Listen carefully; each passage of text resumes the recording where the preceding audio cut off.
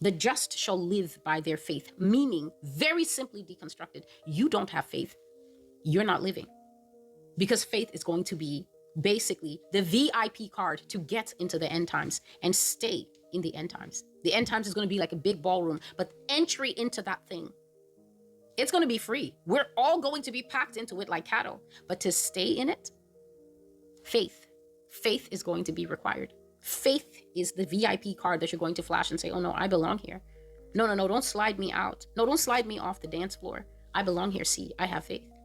I have faith to believe God that when everything is disappearing off the shelf, that he will provide. I will provide all your needs according to my riches in glory. God is my provider. God is my protector. God is the one who will keep this roof over my head, even though I've lost the job. This is what faith confesses, and it can't be empty confession. There actually has to be the substance that makes the faith real. Now faith is the substance of the things that we hope for, the evidence that we can't yet see. That means that there needs to be something like a spindle of wool in you that's constantly being pulled out of your mouth, the confession of your faith. You can't bring 2 pieces of wool out and then when life starts pulling on it and saying, okay, let's see how much you've got, and then your spindle runs out. You only had about 10 wines of faith on it. Then it runs out. And then you fall into lament. You fall into crying. You fall into, I don't know. No. The rule with faith is that even when we don't know, we know.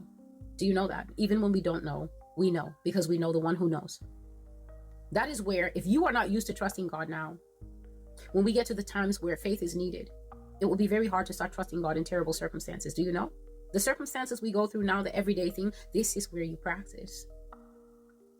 Because when you start hearing that they're going door to door, gathering Christians to carry them off to some camp, then what? It'll be very tough to have 10 wines of faith and only that. The faith that God showed me in this dream is the faith that comes out of a particular posture of making sure that you live by faith and you walk by faith every day. That you stay ready, that you're bouncing on the balls of your feet, that you're like a tennis player, weaving side to side, anticipating the ball from anywhere. God, I can't live if not for you.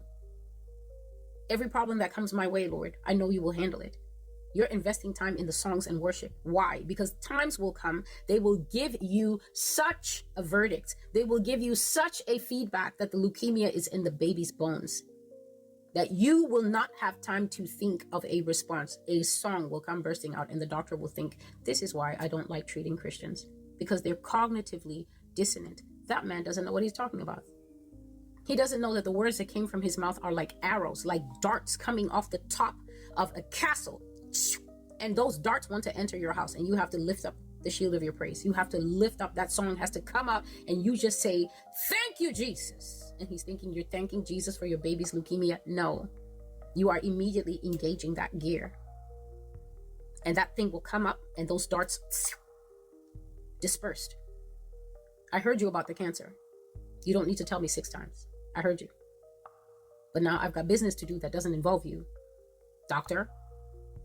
That's the just will live by his faith, her faith. Don't let that dude start squeezing you on the shoulder, because the next thing after, I'm so sorry, it's tears. And when tears get in, you are just locking yourself in a pressure cooker. You need to be able to give yourself space and room between every single thing that you will hear in this life. Space and room. I need space and room, so I can choose how I will respond.